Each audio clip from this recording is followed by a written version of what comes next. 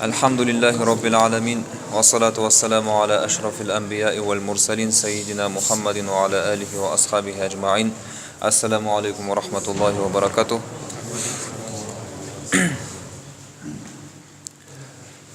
Ma jaa fi khuffi Rasulillahi sallallahu alaihi wa sallam wa na'li.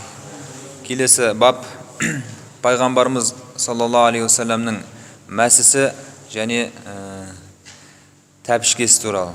Тәпішке дейміз, сандал дейді ғой, сүйретіп киетін аяқ киім. Сол туралы. Бірінші риуаят Бурайда радиаллаху анхудан жетеді. Анна наджашия ахда лин-набии саллаллаху алейхи ва саллама хуффайни асвадайни сададжайни фалабисахума. Наджаши Хабашаның патшасы. Пайғамбарымыз саллаллаху алейхи ва салламға екі нақышталмаған, яғни қарапайым қара түсті мәсі беріп жіберді дейді сыйға. Ол ислам қабылдамай тұрған кезінде пайғамбар саллаллаху алейхи ва салламға беріп жіберген. Пайғамбарымыз саллаллаху алейхи ва саллам оны киді. Thumma tawadda'a wa masaha alayhima. Сосын дәрет алып, ол екі мәсіге масих тартты дейді. Бұдан ғалымдарымыз кітап иелерінен сыйлық беріліп жатқан жағдайда алуға болатындығы туралы дәлел дейді бұл хадис. Себебі жаңағы сыйлықты берген кезде Нәжаши әлі ислам қабылдамаған болады.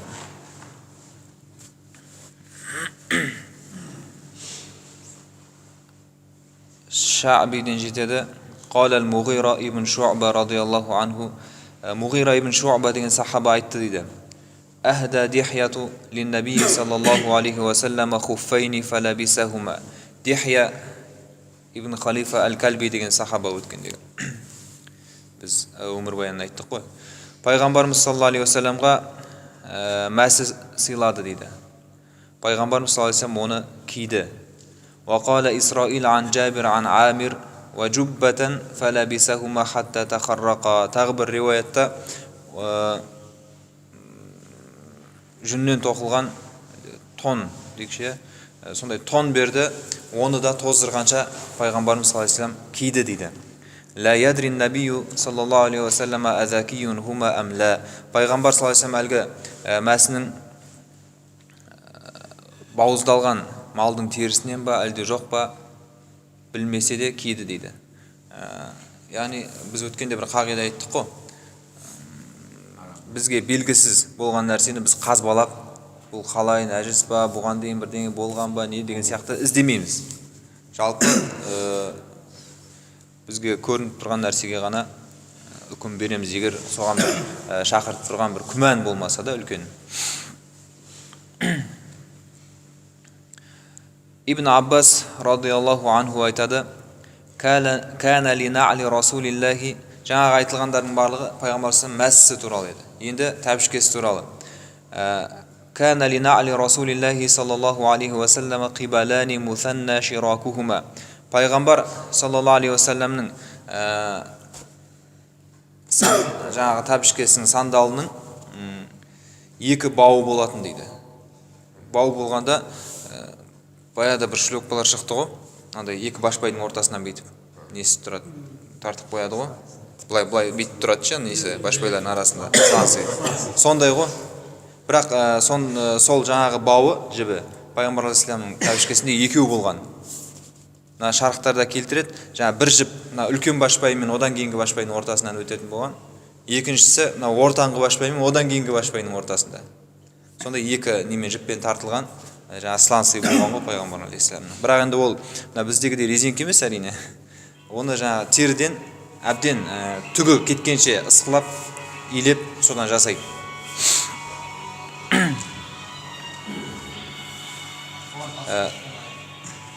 Жоқ, ол келеді қазір.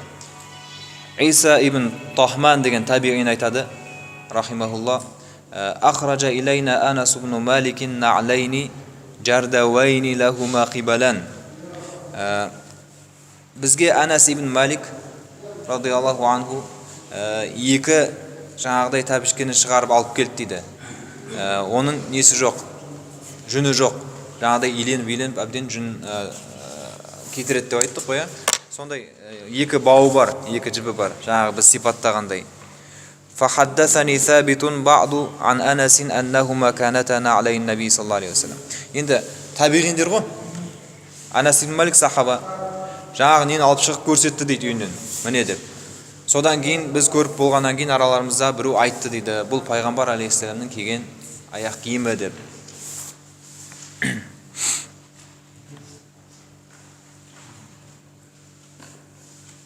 Ибн Омар радиаллаху анхудан, Омар ибн Хаттабтың баласы, біреу сұрайды: Раайтука талбасу ни'ала сиптия.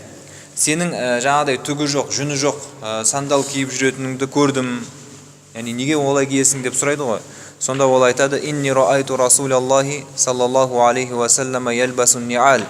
Мен пайғамбар алейхиссаламның сондай сандал киіп жүрген көрдім. Себебі пайғамбар алейхиссаламның сандалында жүн болмайтын еді дейді.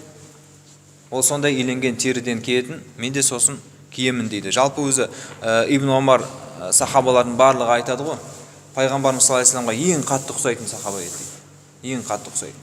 Тіпті бір риуаяттарда келмей ма, Ибн Омармен бірге біреу сапарға шығады.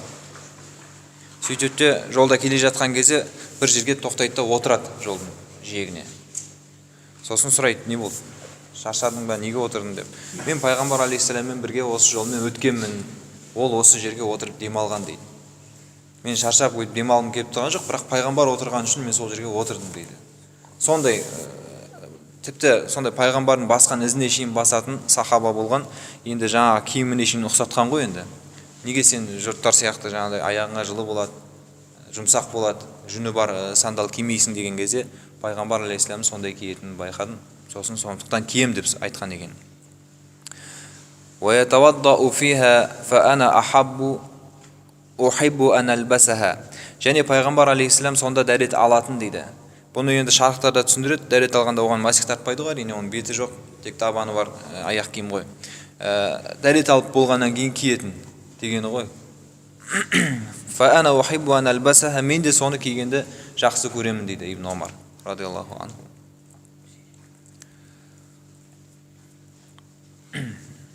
Абу Хурайра радиаллаху анху жеткізеді, пайғамбар саллаллаху алейхи ва саллям былай деп айтты дейді: Ла ямшиянна ахадукум фи на'лин вахида. Сендердің ешқайсың бір аяқ киім кимесін, яғни бір жаңағы на'л деген жаңағы сандал ғой, біреуін кимесін дейді. Лиян алхума жамиан ау лиухфихима жамиан. Не екеуін де киіп алсын, не екеуін де шешіп тастасын дейді. Яғни бір аяғына ғана кимесін дейді. Осылай пайғамбар алейхиссалам тыйым салып жатыр дейді. Жалпы бұның үкімі макрух. Ол мәсіге де жүреді, басқа да аяққа киілетін барлық нәрсеге жүреді. Бізде қазақта айтады ғой, бір нәски кисең әйелің ұрлықшы болады деймін ғой, бір сөз бар ғой. Енді ол жай ырым ғой енді. Жалпы бір аяқ киім киюдің үкімі макрух. Бұны не үшін келтірді енді имам Тирмизи? Себебі бұл арқылы имам Тирмизи пайғамбар алейхиссалам ешқашан бұлай жүрмегендігін, бұлай киім кимегендігін білдіру үшін. Яғни бұлайынша бейәдеп қылықтардан пәк болған ғой пайғамбарымыз алейхиссалам. Джабир радиаллаху анху айтады: пайғамбар саллаллаху алейхи ва саллям наха ан яъкула ар-раджулу бишималих ау ямшия фи на'лин вахида. Пайғамбар саллаллаху алейхи ва саллям екі нәрсеге тыйым салды дейді. Бір аяқ киіммен жүруге, яғни бір аяғына ғана киіп алып, және сол қолмен ішіп жеуге. Осы екі нәрсеге пайғамбар алейхиссалам тыйым салды дейді. Келесі Абу Хурайраның риуаятында пайғамбар саллаллаху алейхи ва саллям: "Идан та'ала ахадукум фалябда бил ямин." Егер аяқ киім киетін болсаңдар, оң жақтан бастаңдар деген екен пайғамбар. Яғни бірінші оң аяғыңызды киесіз. "Ва иза наза фалябда бишимал." Егер шешсе, сол жақтан бастасын. Яғни шешкен кезде керісінше бірінші сол аяғыңызды шешесіз.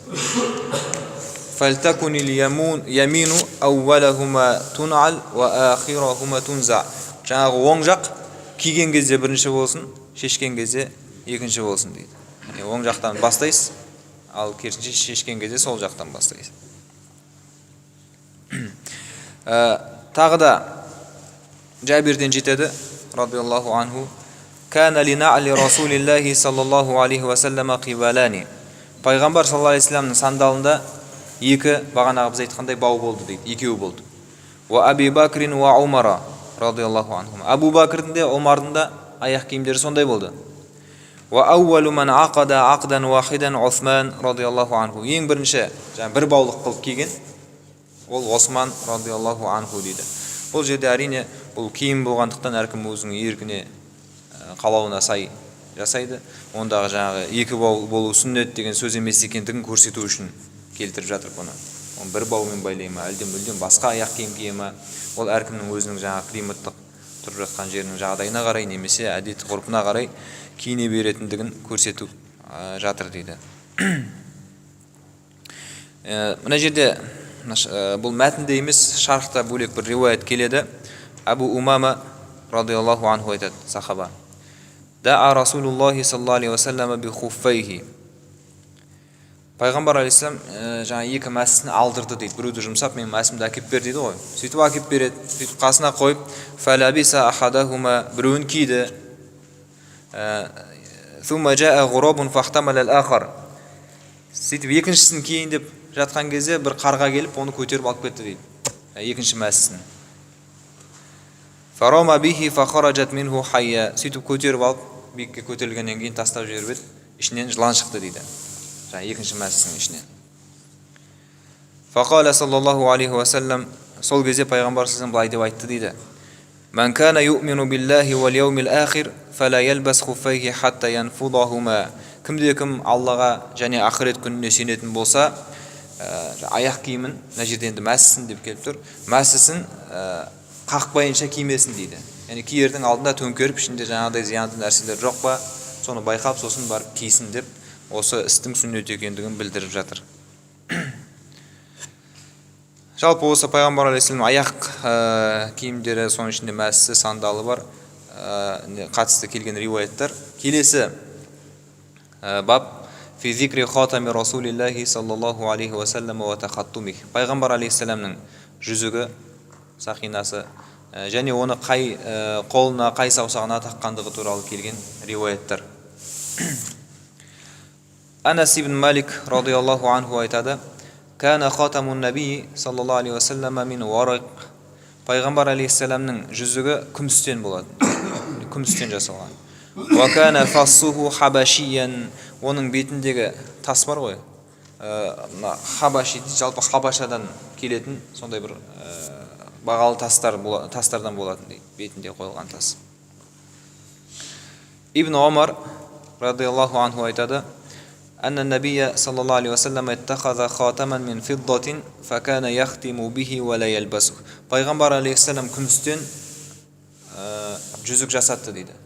Бірақ оны кимейтін, тек жаңағыдай құжаттарға мөр басуға ғана қолданатын дейді. Яғни бұл бастапқы кезде пайғамбар алейхиссалам тек оны жаңағыдай мақсатта ғана қолданған, бастапқы кезде кимеген. Бірақ кейін кигендігі туралы қазір риуаяттар келеді.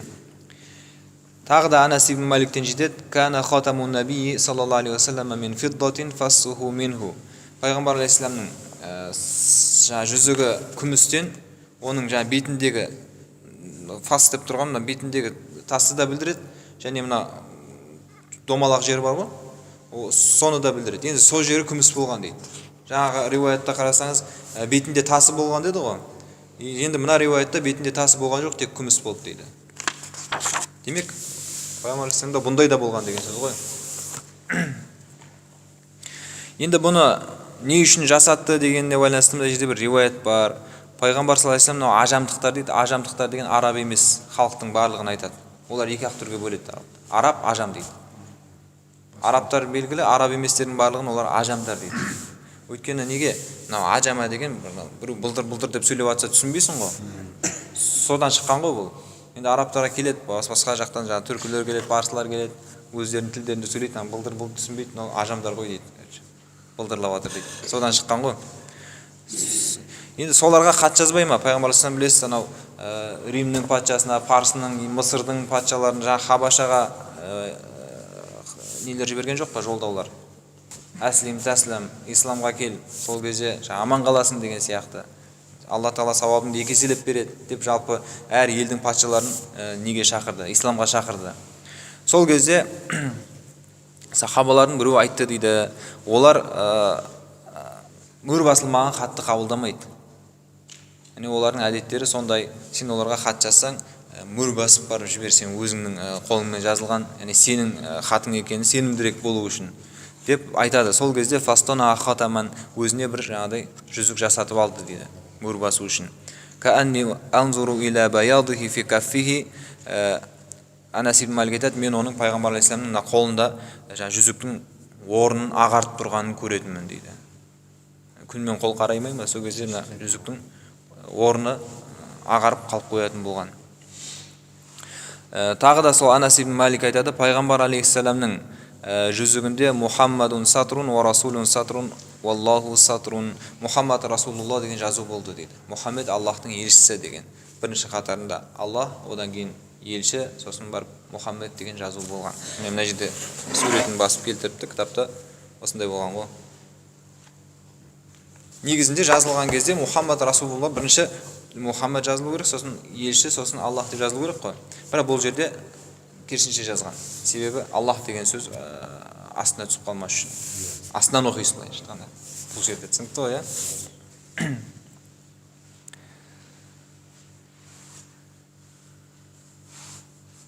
Оны халқатуху фидда дейді. Жаңағы несі күмістен болған, материалы күмістен болған. Бетінде жаңа жазуы бар пайғамбар алейхиссалам жүзігі күмістен жасалған. Бірақ мына жерде Анас ибн Маликтің табір риуаятында анна набия саллаллаху алейхи вассалам кана ида дахала ал-халаа наза хатама, әжетханаға кірген кезде, былайша айтқанда түзге барған кезде, дәрет сындыруға, ол кезде жүзігін шешіп қоятын болған дейді. Себебі жаңағыдай жазуы болғандықтан.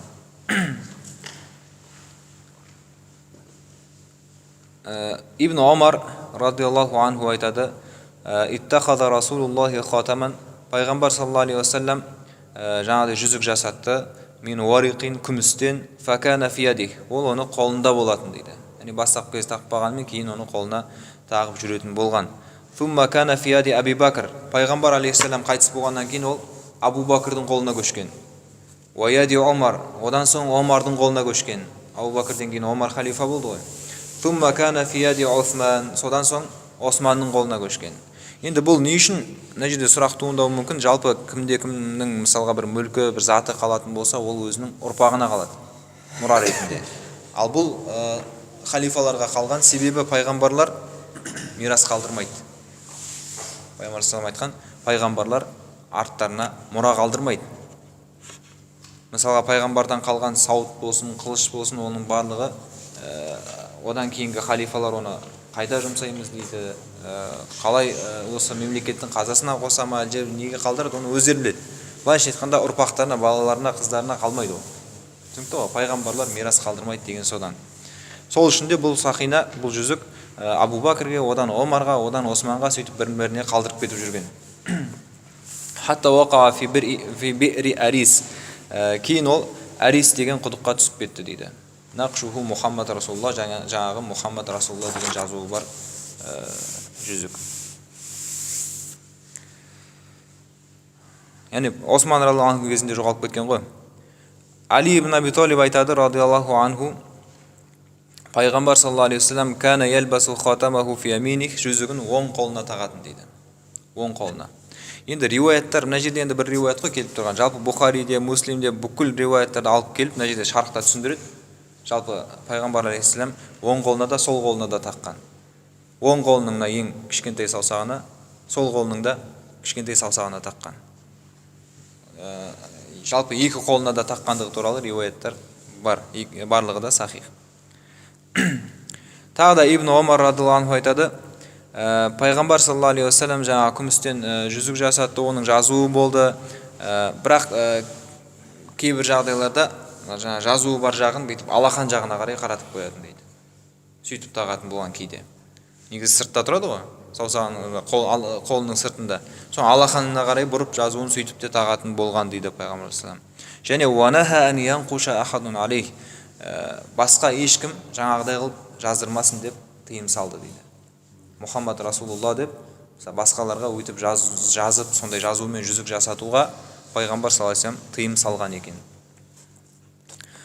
وهو الذي سقط من معيقيب في بئر أريس. Жаңа айтылғандай, Осман радиаллаху анху оны әрдайым тағып жүрмейтін болған. Оны жаңағы Муайқиб деген өзінің қызметшісіне тапсырып қояды. Сен осыны сақтап жүресің, маған керек болған кезде әкеп бересің деп. Ол соны сақтап жүреді. Сөйтіп бір күні Арис деген құдық, сол бір яһудидің атымен аталған құдық қой, соның құдығы. Соның құдықтың басында отырып, бір жаңа құжатқа қол қою керек болады. Сол кезде жаңа Муайқибті жұмсайды. Бар, алып кел жүзікті деп. Соны алып келіп бір-біріне беріп жатқан кезде құдықтың ішіне түсіп кетеді.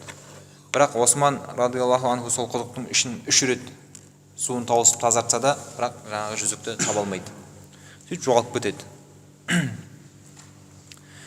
Келесі риуаят Мұхаммад әл-Бақир, бұл Алидің ұрпақтарынан. Кан әл-Хасан уәл-Хусайну ятақаттамани фи ясарихима. Хасан мен Хусайн сол қолына тағатын еді дейді жүзіктерін. Сондай-ақ Ибн Омардан жеткен риуаятта иттахада Расулуллахи хатаман мин захаб. Пайғамбар алейхиссалам алтыннан да жүзік жасатты дейді. Факана ялбасуху, оны киіп те жүретін, фи яминихи, оң қолында тағып жүретін. Фаттахадан насу хаватима мин захабин. Сосын жан-жағында адамдар да алтыннан жүзік таға бастады дейді. Алтыннан жасата бастады дейді. Баста күміс еді ғой. Фатарахаху. Сосын пайғамбар саллаллаху алейхи вассалам оны лақтырып тастады дейді. Яғни тақпай қойды. Вақала ла албасуху абадан. Мен ешқашан бұны тақпаймын деп айтты дейді әрі хабарлар. Енді бұны шарықтарда түсіндіреді. Адамдардың дүниеге қатты қызыға бастағанын, осы арқылы жаңағыдай сән нәрселерге беріле бастағанын байқап, пайғамбар алейхиссалам енді ол кез жихадтың кезі, дінді тарату, дінді жеткізудің кезі. Сондай кезде жаңағыдай адамдар бір дүниеге қатты алаң болып бара жатқанын байқады да, пайғамбар алейхиссалам оны тастады дейді. Дәл сол уақытта Аллах тағала да уахи етіп пайғамбарымыз алейхиссаламға ер кісілерге оны харам еткізді дейді. Фатараханнасу хаватимахум. Сосын адамдар да пайғамбар тастағаннан кейін жаңа алтын жүзіктерін тастады. Яғни олар да тақпады. Және бір хадистерде келеді, пайғамбар алейхиссалам бір күні қолына алтын мен жібекті, яғни бір қолына алтын, бір қолына жібекті алып шығып, барлығына хабарлайды, сахабалардың барлығын жинап, мына екі нәрсені Аллах тағала менің үмбетімнің еркектеріне харам етіп, әйелдеріне адал етті дейді. Сондықтан еркек адам алтыннан сақина жаңағыдай нәрселер тағуына болмайды, ол харам. Сол сияқты жібек киім киюге де болмайды. Оның себебін кейбір риуаятта да ол жаңағы мұсылманның жұмақтағы нығметтері дейді. Жұмақта пайдаланасың оны дейді, қысқасы. Бұл пайғамбар саллаллаху алейхи вассаламның жүзігімен қай қолына таққандығына байланысты келген риуаяттар. Келесі баб фи сайфи Расулиллахи саллаллаху алейхи вассалам ва дир'ихи ва мигфарих. Пайғамбар алейхиссаламның қылышы, сауыт дейді ғой, кеудеге киіп алатын. Ва мигфарих және дулығасы туралы. Басқа киіп алатын шлем, темір, соғыс кезінде. Сондай шығар. Мынау темірден тоқылған нелер болады, киіп алады ғой үстіне. Иә, сол ғой. Енді қылышы туралы жалпы келген деректерде пайғамбар алейхиссалам 9 қылышы болған дейді. Бір деректерде 11 қылышы болған дейді. Және әр қайсысын пайғамбарымыз өзінің атымен атаған. Әр қылышының өзінің аты болған. Ең әйгілісі әлгі хадистерде келетін Зульфиқар дейді оны бізде. Оның енді жұмақтан түскендігі туралы риуаяттарды мен таба алмадым. Мына жерде келген деректерде қағбаның түбінен қазып алған бір темірден жасап берген дейді оны пайғамбарымыз саллаллаху алейхи вассаламға. Оның Зульфиқар деп аталу себебі мына қылыштың бір жағында мындай кішкене иректер болған шамалы. Соған байланысты аталған деп айтылады. Сол сияқты 7 сауыты болған үстіне киетін. Және басына киетін жаңағыдай шлемі болған темірден жасалған. Дулыға дейді ғой бізде қазақта. Енді соған байланысты келген риуаяттар. Анас ибн Малик радиаллаху анху айтады: "Канат қабиату сайфи Расулиллахи саллаллаху алейхи вассалам мин фидда." Пайғамбар алейхиссаламның қылышының ұстайтын сабы бар ғой. Соны білдіреді бұл сөз қабиа деген. Немесе мына содан да шығып тұрған басында бір домалақ болады ғой, қолдың астында саптың басы. Сол жерін білдіреді. Жалпы не сабы, не сабының басы күмістен жасалған дейді. Қылышының. Тағы бір риуаятта пайғамбар алейхиссалам Меккеге кірген кезде оның қылышын көрдік дейді. Қылышының жаңағы сабы күміс пен алтыннан араластырып құйылған дейді. Яғни сабында күміс те бар, алтын да бар.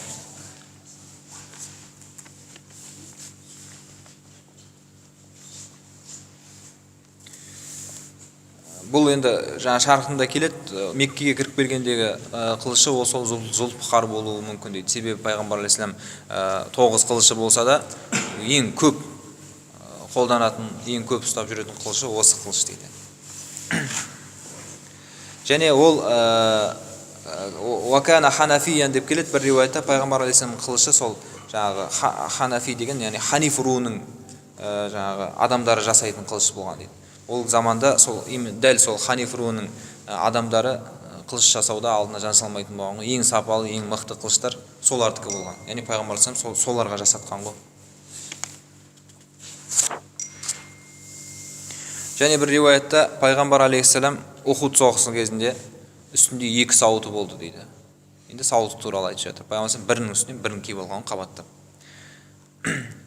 Фанахада иля сахрати фалам ястати'. Және мына жерде енді оқиға түсініктірек болу үшін Ухуд соғысы білесіздер, мұсылмандардың жеңіліс тапқан соғысы. Жеңілген соғысы. Ол хижраның 3-ші жылы, жаңа Бәдірден кейін болады. Мүшриктер кек аламыз дейді, бірінші жеңіліп қалғасын. Және дәл осы шайқаста пайғамбар алейхиссаламның тісі сынған, басы жарылған, әлгі жаңағы ненің баста дулығаның сынған темірлері бетіне кірген, біраз жарақаттар алған пайғамбар алейхиссалам. Және мүшриктердің қасып қалған орнына түсіп кетеді пайғамбар алейхиссалам. Сол кезде мүшриктер майданда пайғамбар қайтыс болды деген хабар таратып жібереді. Барлығының одан кейін соғысуға ешқандай нелері жоқ. Әйтеуір соғыс жүріп жатады. Сол кезде пайғамбар бір үлкен тастың үстіне шығам дейді. Сөйтіп айқай салам дейді. Мен тірі екенімді білсін, содан шабыт алып жаңағы сахабалар одан соғысқа жігерленсін деп. Сол кезде фалам ястати' пайғамбар біраз жарақат алған, қан жоғалтқан, содан шығуға шамасы келмеді дейді. Фаақада Талхата тахтаху ва саида набию саллаллаху алейхи ва саллам хатта става аля сахра. Сосын Талха ибн Убайдулла деген сахаба бар ғой. Он жәннатпен сүйіншіленген 10 сахабаның бірі. Соны отырғызып қойып, соның иығына мініп шықты дейді, жаңағы тастың үстіне. Сөйтіп соның үстіне бой көтеріп тұрды. Фасамиату набия саллаллаху алейхи ва саллям. Сол кезде аужаба Талха деп айтқанын естідік дейді. Жаңағы Талханың иығына шығып, сосын барып тасқа шықты ғой, жаңағы сахабаларға өзін көрсету үшін. Сол кезде пайғамбар алейхиссалам Талха өзіне уәжіп етті деп айтты дейді. Яғни былайша айтқанда жұмаққа кіруге лайықты амал жасады деген мағынадағы Талха. Сөйтіп осы жерде пайғамбар алейхиссалам Талханың жұмақтық болатынын айтып сүйіншіледі дейді. Тағы бір риуаяттарда келеді. Сол тасқа шығайын деп жатқан кезде, енді ол бекке шыққаннан кейін оңай ғой садақпен атып тастау. Пайғамбар алейхиссаламға жалынды дейді Талха. Алланың елшісі, сен шықпай ақ қой. Кеудемді мен тосайын одан да. Жаным сенің жолында пида болсын деп жоқ деп пайғамбар алейхиссалам сонда да өзі шықты дейді. Сөйтіп сол кезде былай деп айтты дейді. Хойру шахидин ямши аля ваджхил ард. Талха деп айтты дейді.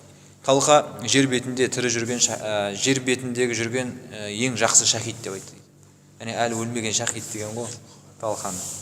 Енді одан кейін Абу Бакр осы Ухуд соғысы туралы бірдеңе айтатын болса, жалпы Ухуд соғысын еске алатын болса, ол күн Талханың күні болды ғой деп айтады екен. Ол күн солай мен Талханың күні ғой деп айтады екен. Барлық сол күндегі сауапты бәрін Талха алып кетті дегені ғой.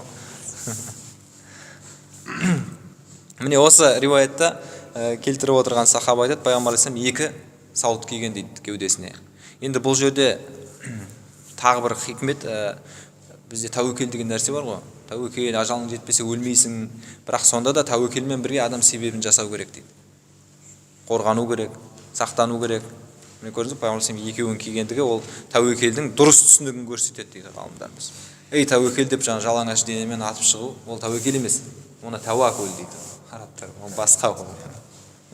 Сондықтан тәуекел жасау үшін адам, тәуекел ету үшін бірінші себебін жасау керек дейді. Яғни амал әрекет жасау керек, сосын барып тәуекел ету керек дейді. Әлгі бір неге айтпады ма? Мешіттің алдына келіп намаз оқимын деп мешітке кіріп кетіп, есеге кетіп қалады.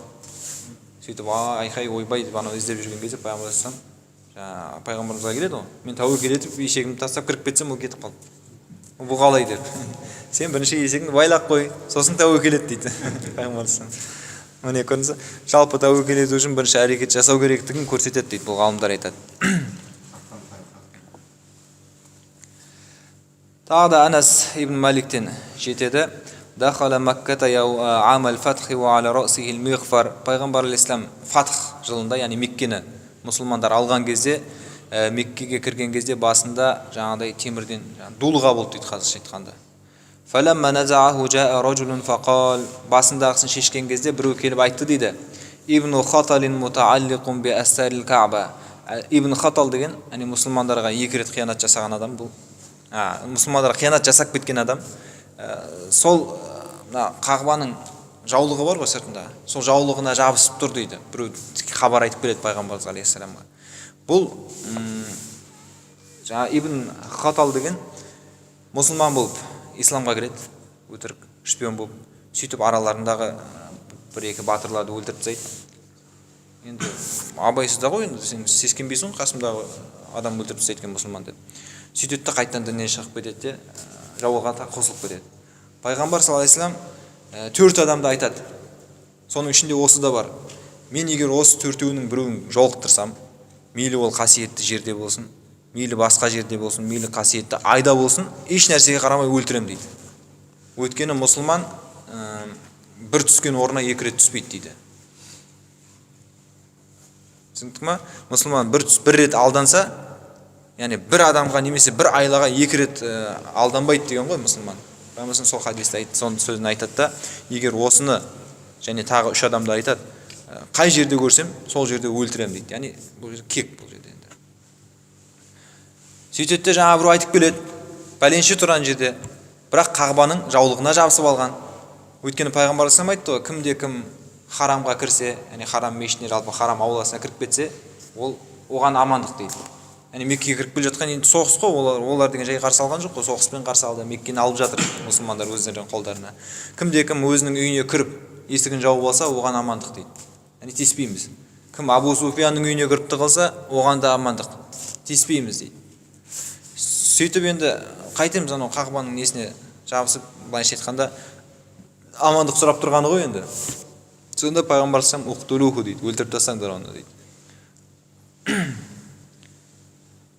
Ол күні пайғамбар саллаллаху алейхи вассалам ихрамда болған жоқ еді дейді. Өзі әлі ихрамда болған. Өйткені ихрамда болса, Меккеге кірген кезде жалпы ихрам келді ғой. Егер қажылық ниетімен болса, пайғамбар саллаллаху алейхи вассалам ол күні ихрамда болған жоқ дейді. Өйткені ихрамда болатын болса, құмырсқаны өлтіруге болмайды.